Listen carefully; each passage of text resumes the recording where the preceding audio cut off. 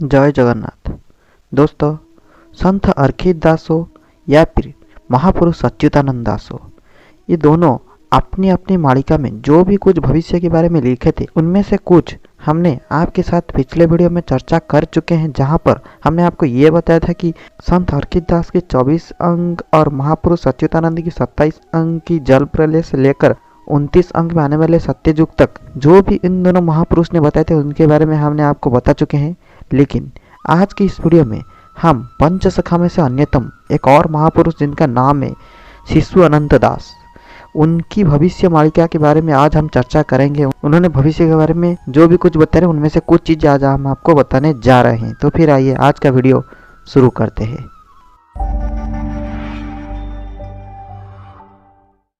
तो दोस्तों, हमने चर्चा किए थे कि 29 अंक के बाद धीरे धीरे सत्ययुग का प्रवेश होगा, लेकिन सत्ययुग आने से पहले महाविनाश होगा।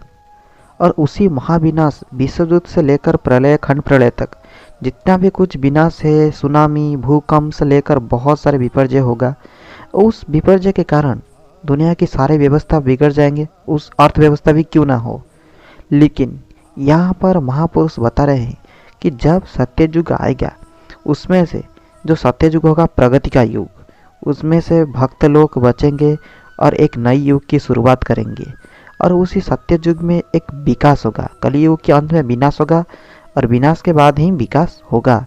और जब सत्ययुग का विकास होगा तो वहाँ पर जरूरत पड़ेगी बहुत सारे धनों की, तथा जिसके सहायता से विकास किया जा सके।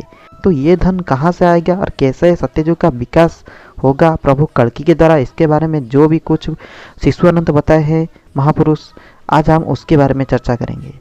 तो महापुरुष शिशु अनंत अपनी भविष्यत पुराण की द्वितीय अध्याय में बताए हैं कि द्वापर जुगरे प्रभु विचार करिन ठाबे ठाबे रखिचंती गुप्त सुवर्ण, यानी आने वाले भविष्य की प्रयोजन को देखते हुए भगवान श्री कृष्ण ने द्वापर युग से ही इसकी इंतजाम कर दिए थे। द्वापर युग में प्रभु बहुत जगह पर गुप्त धन को छुपा के रखे थे, जो धन अंत के समय पर जब कलियुग का अंत हो जाएगा, सत्ययुग आएगा, उसी सत्ययुग की विकास करने में काम आएगा। अगर ये धन वो छुपाए थे तो कहाँ कहाँ छुपाए थे, इसके बारे में भी महापुरुष बताए हैं। उन्होंने लिखे हैं कि बिरजा दक्षिण भागे अच्छी चारि खाद, हीरा मोती माणिक्य सुवर्ण अच्छी साध्य। दोस्तों, ये बताने से पहले मैं आपको बता देता हूँ, सिर्फ एक दो जगह नहीं बल्कि बहुत सारी ऐसी जगह है जहाँ पर गुप्त धन है। और हम धीरे धीरे इस जहाँ जहाँ पर भी गुप्त धन है उसके बारे में भी हम जानेंगे। बहुत जगह है, हम कोशिश करेंगे जितने भी शिशु अनंत ने बताए हैं उसके बारे में जानने के लिए। बिरजा दक्षिण भागे, यानी जाजपुर में जो माँ बिरजा देवी है, उनकी दक्षिण भाग में 4 मूल्यवान धातु है, जैसे हीरा, मोती, माणिक्य और सोना। ये चारों धातु वहाँ पर छुपा हुआ है, जो कि सत्ययुग में भी काम में आएगा। और कहाँ है? मणिभद्र नामे एक जाजनगरे अच्छी अमपा सोनिया कूप गुप्त रखी, यानी मणिभद्र नामक एक स्थान उसी जाजनगर पर ही है, यानी जाजपुर में ये जो मणिभद्र जगह है उसके पास एक कुआं है, और उसी कुआं के अंदर गुप्त में बहुत सारे खजाना छुपा हुआ है। इसके बाद आखंडलेश्वर ठारू जे दक्षिण भागरे सुवर्ण पाषाण और कुप्पे रत्न भंडारे। और आता है आखंडलेश्वर के पास। भगवान आखंडलेश्वर के दक्षिण भाग से एक रत्न भंडार है, उसी रत्न भंडार के पास एक कुआं है, और उसी कुआं में एक बहुत बड़ा सोने का पत्थर भी मौजूद है, सोने का पाषाण। और ये जो गुप्त धन प्रभु कृष्ण ने रखे हैं, कितने रखे इसका परिमाण भी महापुरुष यहाँ पर बताए हैं।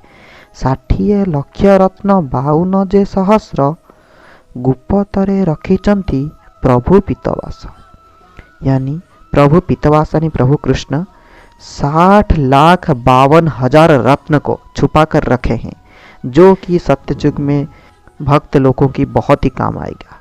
आप अंदाज़ा लगा सकते हो ये कितनी बड़ी रकम है। 60,52,000 रत्न जो कि गुप्त हुआ है, जो अंत के समय पर जब सत्ययुग का उदय का तब ये प्रकाश होगा।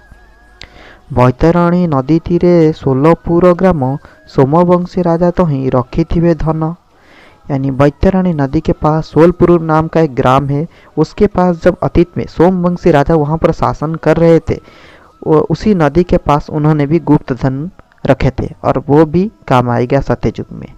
आहुरी कथाए तते कहिबाकु फेई जाजनगर ठारे जेते द्रव्य अछि रही जाजपुर नृपवर सूर्यवंश जात अनेक कीर्ति करिबे जगत विदित। तो जाजपुर में जब सूर्यवंशी राजा शासन कर रहे थे तो वो भी धन रत्न रखे थे। कहाँ पर रखे थे? मुगुनी पत्थरे बांधिब सेजे कूप गोटी ऊपरे लुहा किड़नी देई बांधिबटी। वहाँ पर एक कुआं होगा और उसी कुआं में वो मुगुनी पत्थर बांध कर रखेगा और उसे उस जो कुआं होगा उसे लोहे का ढक्कन से उसे बंद कर देगा और उसी के अंदर क्या होगा? बैतरणी नदी को से बांधिब दिकूल तथी मध्य रखिब रतन भंडार और बैतरणी नदी के पास उसे रखेगा और उसी कुएं के अंदर वो बहुत सारे रत्न को भी रख देगा।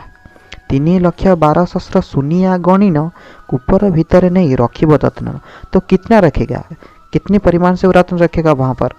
3,12,000 यानी 3,12,000 इतनी सारे रत्न वहाँ पर रहेगा। तथी परे 5 हाथ पत्थर बांधिब तथी परे शिवलिंग स्थापन करिब।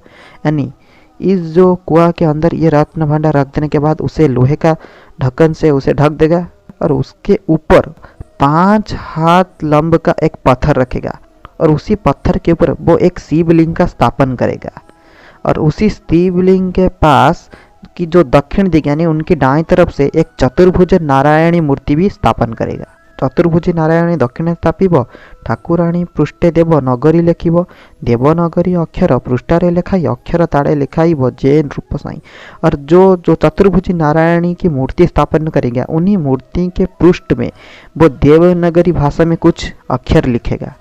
तो वो ये जो भी कुछ करेगा ये बस एक निशाना होगा जहाँ पर खजाना है वो रखा है रत्न, ये उसका संकेत है। जो ये सब करेंगे बैतरणी नदी के पास एक कुएं के अंदर बहुत सारे रत्न रख देने के बाद उसे लोहे से ढक्कन देगा। उसके बाद 5 हाथ का पत्थर रखेंगे। उसके बाद शिवलिंग की प्रतिष्ठा करेगा और शिवलिंग की दाएं के तरफ एक चतुर्भुजी नारायण मूर्ति का प्रतिष्ठा कर देने के बाद उन्हीं नारायण मूर्ति के पृष्ठ में देवनगरी भाषा में कुछ अक्षर लिखेगा तथा ये एक निशान रहेगा कि उस खजाने की, जिसे सत्ययुग में प्रभु कल्कि उद्धार करके भक्त लोगों तथा सत्ययुग की विकास करने के लिए उपयोग करेंगे। तो ये सिर्फ अकेला जगह नहीं, इसके बाद और क्या क्या महापुरुष ईश्वरानंद ने लिखे हैं, आगे क्या होगा, कैसे सत्ययुग में विकास होगा, इसके बारे में हम अगले वीडियो में चर्चा करेंगे। तो आज के लिए सिर्फ इतना ही, फिर मिलेंगे अगले वीडियो में। तब तक के लिए मुझे विदाई दीजिए। जय जगन्नाथ।